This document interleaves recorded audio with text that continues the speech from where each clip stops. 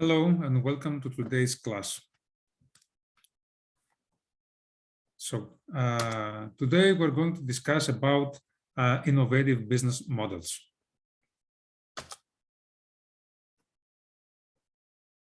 Now, digital is the main reason just over half the Fortune 500 companies have disappeared since the year 2000.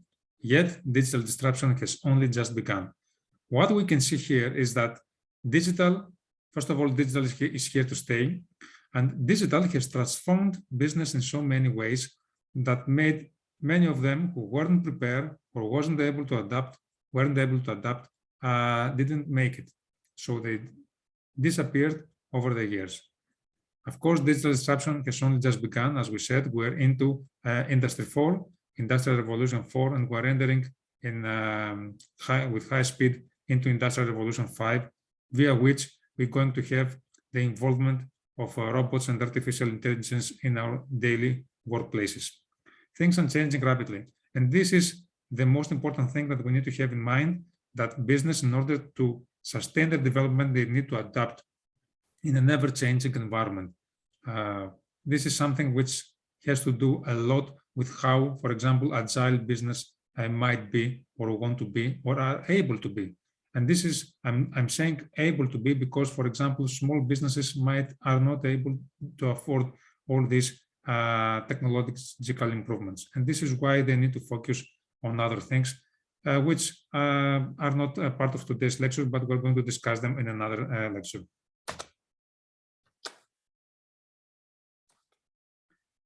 Here we can see how technology replacing energy and banking from 2001 till 2016.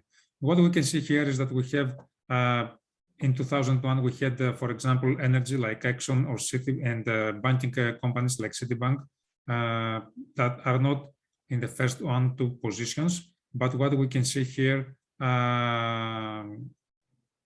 are in the top. But what we can see here in 2016, we cannot find them anywhere, which means that although they were in the first 3-4 positions, they disappeared from them. Why? Because they were replaced by technology companies, technology giants like Apple, like Alphabet, Microsoft, Amazon, and Facebook. And this is a dramatic change that happened in only 15 years, which is amazing. Now, navigating the next industrial revolution, here we can see that we had, for example, in 1724, business were based upon steam, water, mechanical production equipment, and this is what the revolution of this era was about. In 1870, we had a division of labor, electricity, mass production, while in 1969, we had electronics, IT, automated production, and nowadays, cyber-physical systems are the next big thing. This is something that we need to see. Of course, everything that we discuss is under the SMASIT approach, which is an acronym which is comprised from S for social, M for mobile, A for analytics, C for cloud, and IT for Internet of Things. Okay, these are the 5 core things that drive technology and business and technology in nowadays. We see here that technological advancement came via exploration, developing new value creation activities, and not that much via exploitation, improving existing value creation activities. Although existing value creation activities was the backbone, was the cornerstone upon which we started exploring the future, exploring new ways of improving things in business and in our lives. And this is why we came into exploration by developing new value creation activities. We can see here how things change in business over the last years. We can see a comparison between different business models. For example, in automotive industry, we had the BMW and the Uber. BMW in 1916 had 122,000 employees, while Uber in 2009 had only 7,000. This is amazing. Okay, although their marketing capital was about the same, 56 to 62 billion, Uber was able to operate on the same niche in the same industry with a bit more capital market capital value, with just a fragment of the employees that BMW was using.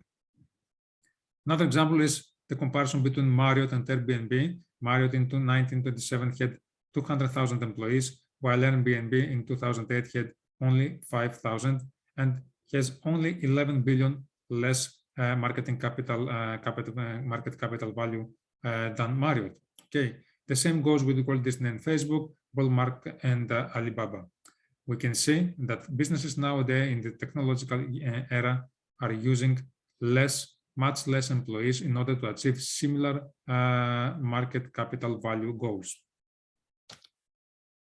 Now, we're going to say a couple of words about what is a platform. We can see here in this figure, we can see that the platform has to do with producers and consumers. Okay, some people produce something, and we have the consumers that are using the platform, which consume what the producers produce.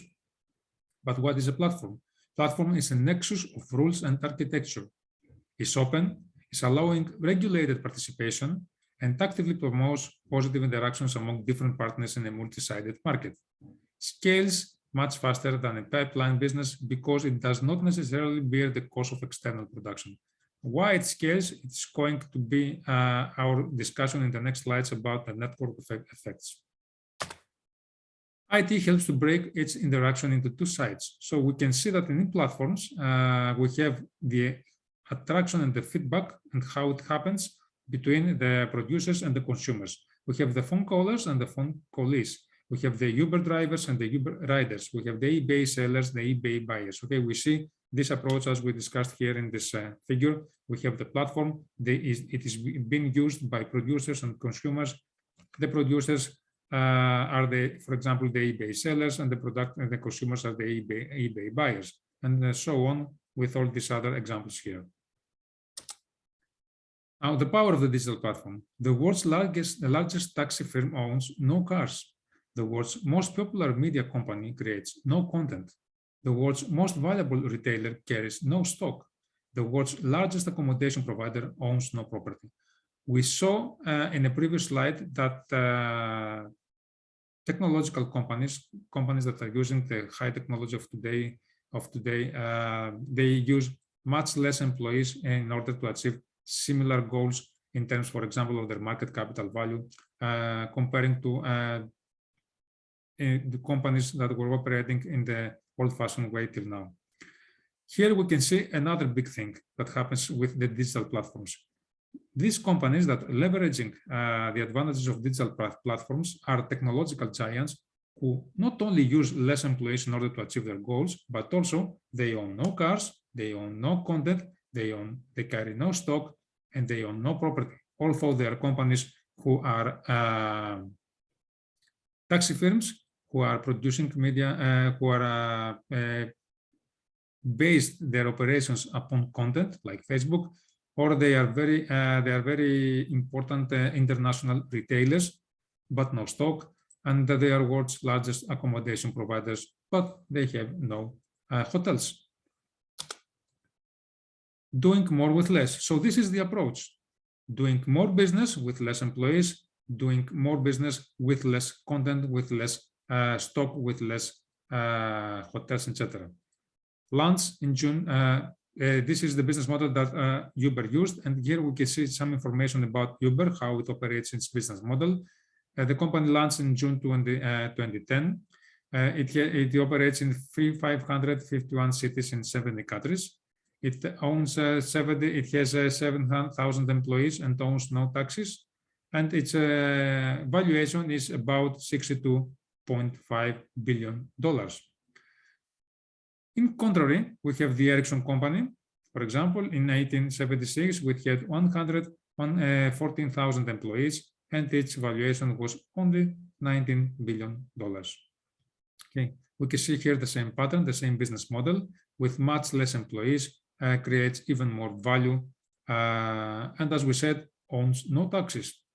A technology platform to allows customers to receive easy and reliable access to a ride using the tap of a button. This is what Uber is. It's a technology platform. Okay, and so since it's a technology platform, it has all this power, and it uses an interaction in terms of attraction and feedback between the producers of the good which in our case is the providers of the taxi ride, and of course the consumers, which are in our case the guys who are going to use the taxis services from Uber. Now we have another comparison here between the pipeline business models and the platform business models. In the left here we can see the pipeline business models, while in the right we have the platform ones.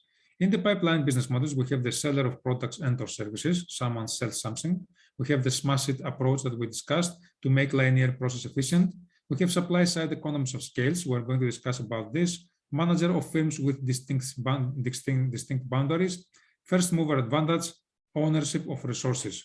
On the contrary, with platform business models, we have destination for solving customer needs. Again, smash it approach for co-create value. Demand side economies of scale. We're going to discuss about that in a few minutes. Then aside with side network effects, leader of ecosystem with fuzzy boundaries, first to scale advantage, access to resources. What it takes in order to be a platform. The system must provide a useful function or service and allow third-party access. And here we have some examples. iTunes, they get music onto iPod. SAP execute ERP systems. Facebook connect family, friends, and acquaintances. Cisco smart grids capture AC/DC sources, route power. Nike fuel, motion capture, and social benchmarking. Products have features, platforms have communities. So platforms are based upon their communities that the communities that they create. Platforms leverage network effects. We have the Metcalfe's law, which says that more users create more value, which brings even more users. So we have an exponential increase in users. In the past, we had two phones. Okay, when you were calling someone, on the other end of the line was another person. So we had one connection. 5 phones, we could have 10 connections. And with 12 phones, we have 66 connections. And you see how most complicated this network is. Another very important thing is the demand side economies of scales. And now we're going to see some basic difference between the demand and the supply side scales economies. Network effects are demand side scale economies. First of all, a couple of words about network effects. Network effects has to do with people, with nodes, which are people that are connected between them, and they increase in scale as many people are going to connect with each other. So I am one node, I am one people who is connected on Facebook. I know 10 people, then 10 other people, my family, my friends, I connect with them, they know 10 more, and we can see this exponential growth in terms of the network. Now, this kind of network effects are demand side scale economies. Rising network effects increase existing and prospective users' willingness to pay via an approach of willingness to participate. They are willing to participate, and since this is the case, they are willing to pay. In terms of demand side scale economies, we can say that these are economies that are based on demand. On the other side, we have the supply side scale economies, which are based on the input of the companies. Supply side scale economies are the traditional economies of scale that we know, and they are the ones that usually create monopolies. Okay, why is that? Because companies, in order to reduce their fixed costs, for example, this is a very good example here is railways. They try to expand, they expand a lot, and they are becoming a monopoly. Now, demand side economies of scales are based on a different approach, as we said. They are based on demand, which is generated, for example, via network effects. Many in supply side scale economies are realized when firms reduce unit costs, as we said, by leveraging fixed cost of experience effects. With high fixed cost and low unit cost, average cost decline with volume. So this is, for example, how franchises are working. They expand, and as they expand with more and more franchises, they decrease their economies, so they decrease their cost of production, and this is something that can be a gain for the franchises in order to have lower prices from the producer of the products, and then sell them in lower prices to their customers, and in that way they can become more antagonistic, they can acquire a competitive advantage, and they can rule their market. Many businesses that exhibit network effects also enjoy strong supply-side scale economies. However, demand-side and supply-side economies are conceptually distinct. Unit cost reductions that result from network growth should not be labeled network effects. This is not something that we need to think that it is the same, or it is exactly the same. Labeled network effects are not unit cost reductions. Okay, they result from network growth, but they are not network effects. Now here we have some examples of supply-side economies of scale giants, like the electric dynamo in 1893. It was producing dynamos, engines that were producing electricity. We had the Ford Model T, which was a revolution in 1908. Ford created a new business model via which he invented the assembly line, and this ended up in producing in 1 hour and a half 1 unit of Ford Model Ts, which is something that was that increased a lot its production, and in that way it created, for example, supply-side economies of scale effects, which lowered the price of the product, the Ford Model T. In that way, people were able to buy it more easily. Okay, and this increased the company's profits. Ackerman Iron Works in 1924 also was a Vanderbilt Colossus of railroads, and of course Standard Oil in 1909. Now, other giants of demand-side economies of scale are Windows OS, mobile, merchant markets, and social networks. All these companies are very well-known companies, like Facebook, like Alibaba, like Android, and like, of course, Microsoft. They base their economies of scale on the demand of the markets. Here we can see how this can create a vicious cycle. We have more American Express merchants, and since we have more American Express merchants, they get more American Express users, and more American Express users get more American Express merchants. Why is that? Because more demand brings more people into business, and these people is using more American Express because we have the word of mouth. Companies know that American Express is the means that many people are using, so they want to get access to this way of paying. Now, leveraging the network principles. Here we have the network principles. The first one is enable interactions across all boundaries, analyzing data from multiple sources, expand industry boundaries through providing holistic solutions, create agility through control over and access to resources, not ownership, and scale through operational excellence. How can we do that? By an ecosystem leadership, which is in the central of this approach. This is what we already have discussed. We have the platform, the digital platform, we have the producers and the consumers. And how this thing works: ensure central position within ecosystem, develop deep understanding of users on both sides, define value co-creation opportunities, and leverage resources in the ecosystem, create attractiveness through cultivating trust. By ecosystem, we mean different companies that work on the same niche, and they are competing with each other, but also cooperating with each other. For example, companies that work, that produce chips, and companies that produce computers are working on the same ecosystem. They are not competing with each other, but they cooperate with the same goal. They want to sell more. So companies that produce the computers, they use the chips, and the chip producers need to have in their ecosystem companies that produce PCs or laptops, because otherwise they will have nowhere to sell their products, chips. Okay. It is much easier to add a technology to a community than it is to add a community to technology, as Marshall van Alstyne said in Platform Revolution. Okay, so we can see here an approach, community something big, while since it is something big, it is more difficult to add it to a technology. Okay, it is more difficult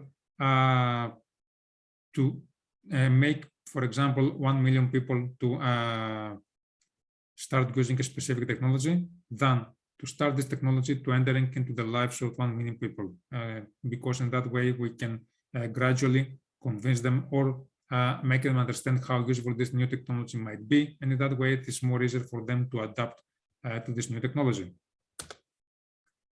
Now, trust. Trust is something which is huge. It's very important in all business models. It is the trust that need to be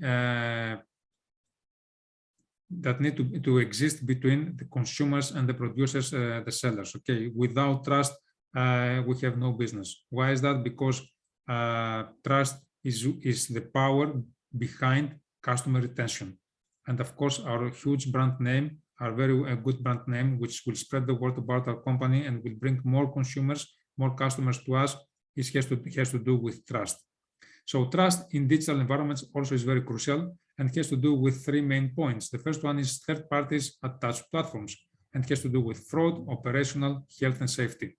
Okay, we can understand how this is important. For example, for Facebook users, we know that from time to time we hear breaches in data security in all these platforms, and this is something that might make people to not use these platforms. So this is huge. Payment systems, functionality, and fraud. How easy it is to pay when you're buying something from these digital platforms, and of course fraud. How safe this is. Privacy of data, as we discussed, cybersecurity and ethical usage of personal data. Not only it is important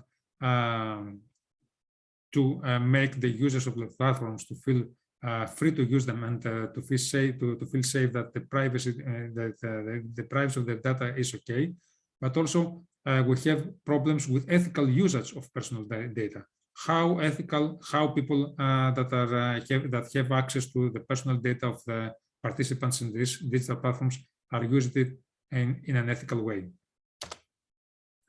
Now here we have an MIT study for incumbent digital business models. We have here, we can see this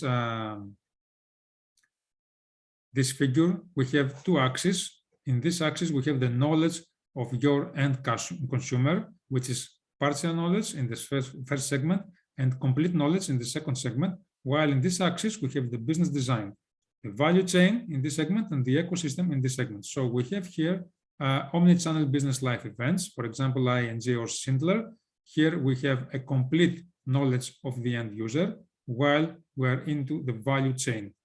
The same here, a partial knowledge of end consumer in the value chain, supplier, product services, and for example, Sony. And here we have ecosystem driver, one-stop destination, Amazon and Aetna, and modular producer ecosystem plug and play, like PayPal, which is where it's operating in the ecosystem part with a partial knowledge of the end consumer.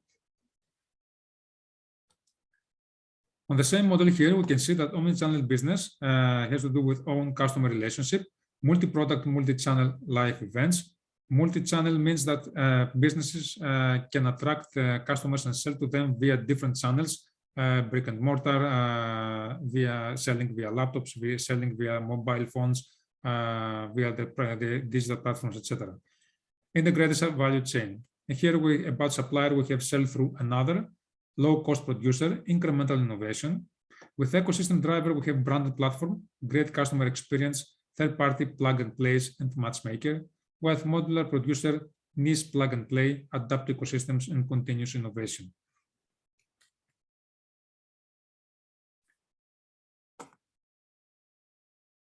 Now, here we can see an example of a farm equipment seller. We have a very well-known company, the John Deere company, My John Deere Operation Center.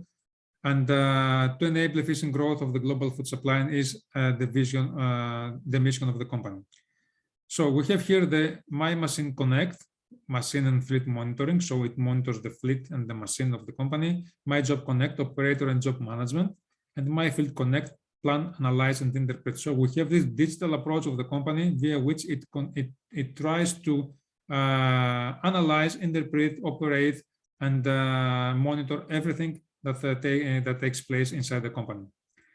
Farm equipment seller to farm equipment omni-channel to full service solution ecosystem driver. So we can see here the sequence, how this business model works.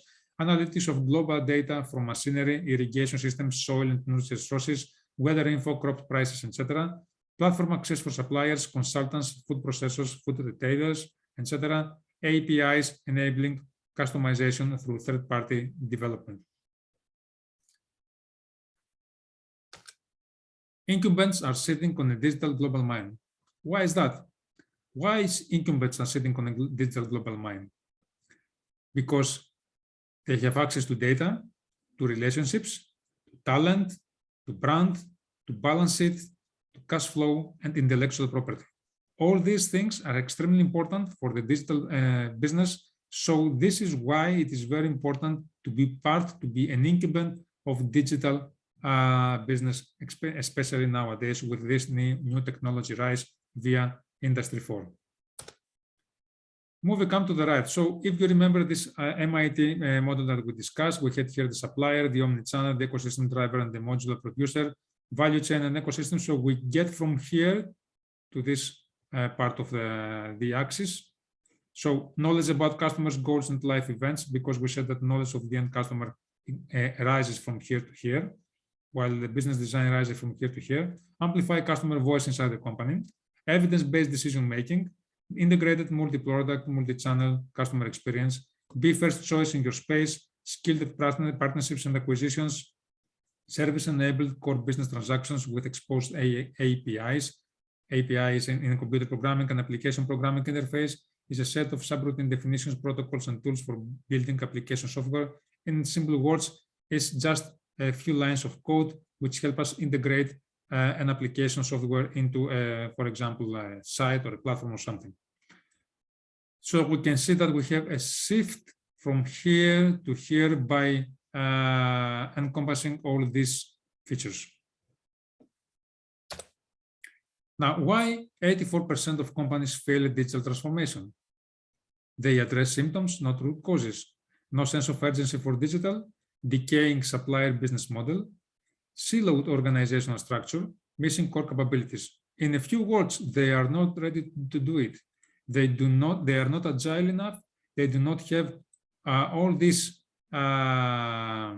structure that will let them go from their last business model, which is not a functional one right now, to the new one, which is the digital one. Okay, so in order to do that, apart from being agile and be ready and have this growth mindset in their business, they also are not able to address the root causes of what make them fail into this transition. Okay, because this is what root cause analysis is all about. You need to find out what it is the reason who makes you unable to go on to adapt with the changes that happens in your market, for example. Okay, in order to do that, you need to be ready to acquire, for example, 360 60 degrees feedback. You need to get feedback from everybody, and you need to be ready to change. So you need a growth mindset, a change mindset, and to be agile. You need to be able to adapt to changes and to discover your new blue ocean and change your company in a way that it will remain competitive enough in this antagonistic world, and it will sustain its development. This is something that is in the DNA of the company, in the culture of the company, and this is something that company owners need to have in mind from the beginning when they start their companies, in order to implement it from the day one and to create this growth mindset inside the company. Now, we see the Klukner and Co.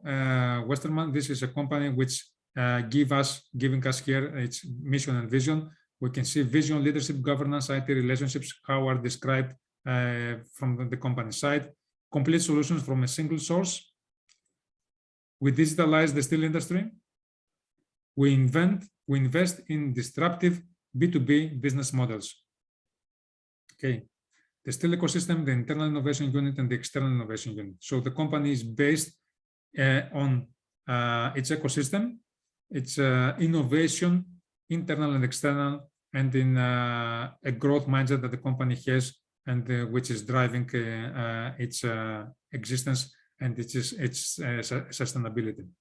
And it tries to communicate that to the users of the side of the company, because in that way the company wants to assure them that it's the next big thing. The company is here to support them. It's company to give them value, to add value to them, and to listen to their needs and adapt to their needs. Okay, the company wants to communicate that it's strong, it's viable, it's flourishing, and it is going to be here for a long run, and it's going to be here to add value to its customers, which should be the #1 priority for each company. The Klookner's digital transformation can be described here as we can see. We can see here in this axis the value increases in that way. So we see that over time, since time is in this axis, over time the company increases its value.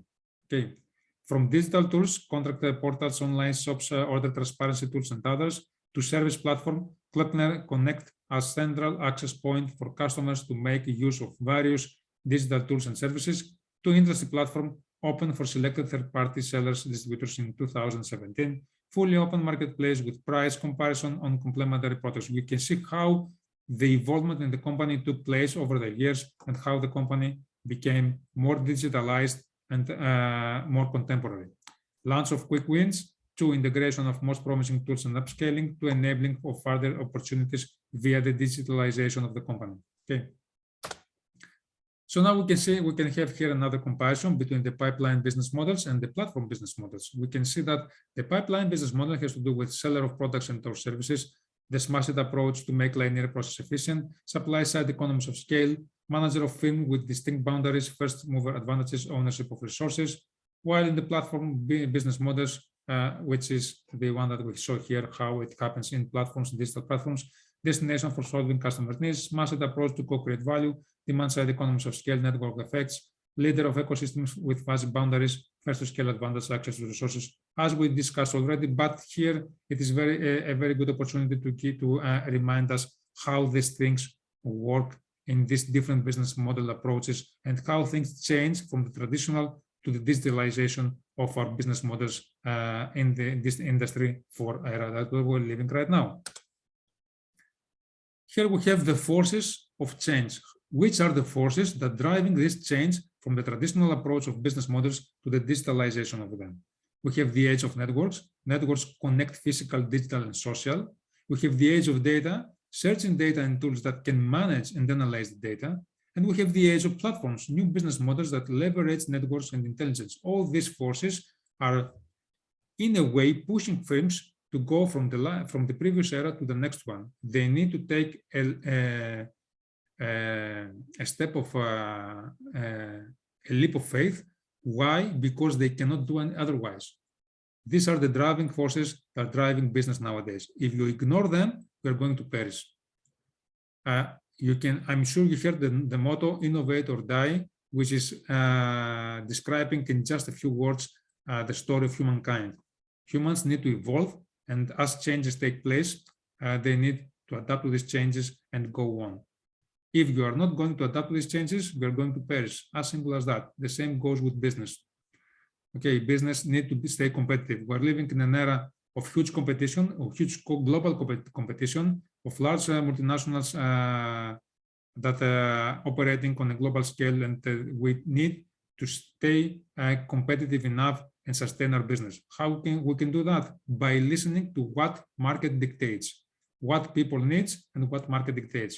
And what market dictates is digitalization right now. Okay, so we need to take the step to this new era. One of these very strong characteristics of this new era is blockchain technology. The blockchain is the glue that is going to drive a productivity revolution across the globe on par with what Henry Ford did with the automotive. So it is the next big thing, as Paul Brody, America's strategy leader, technology sector, Ernst & Young said in this quotation. Okay, so we can see that new technology is here and it is very strong. It creates new things. We know about Internet of Things, how things change with all these smart devices that we use, and all the information that companies can get this big data era in which we're living. Machine learning and artificial intelligence hand by hand with data analysis, give us the opportunity to reach new limits of operation. Okay, and in that way we can sustain our development, we can satisfy our customers' needs, and we can start seeing future with a positive eye, and we will be able in that way to succeed on the long run. Bill Gates, on the road ahead in 1996, said, "We always overestimate the change that will occur in the next 2 years and underestimate the change that will occur in the next 10. Okay, which means, in simple words, that we need to be able to examine all the possible scenarios. As we can see here, we have the present situation, scenario 1, 2, 3, 4, you name them. We can have as many scenarios as possible. So we need to be able to forecast. And how should we do that? By having our radars open to the changes that happen in the society, the changes that happen in the markets, and to be able to adapt. So we need to be agile. And by agile, we mean we have structures and mechanisms inside the company which will help us to change when things need for us to change. For example, supply chain management is extremely important, and of course, logistics are very important for a company. If the company outsources its logistics, it becomes agile in terms of, for example, relocate its business. If you have facilities, your own facilities, for example, of your logistics, in that way, it is more difficult for you to change your location, because in that way, you need to get rid of your old facilities to sell them or do something with them. So it depends on the company, how open it is to changes, which is the environment inside the company, which culture the CEO of the company cultivates inside the company. Is it an agile culture? Is it a culture of change, continuous improvement? As Japanese say, with the Kaizen, for example, in Toyota operates under a Kaizen spirit, which means continual improvement, not only in business, but in personal as well.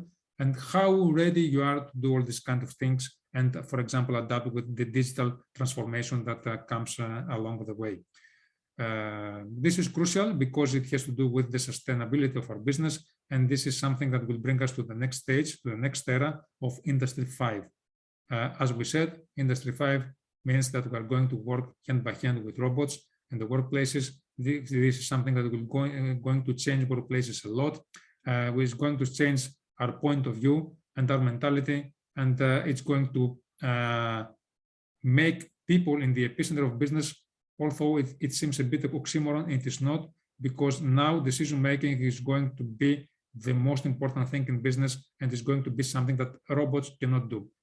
Anyway, the thing is that we need to be open, we need to be able to change, and we need to be able to adapt and to sustain our business in the best possible way by giving to our customers what they really want. Thus, to have a full 100% customer-centric approach in our business.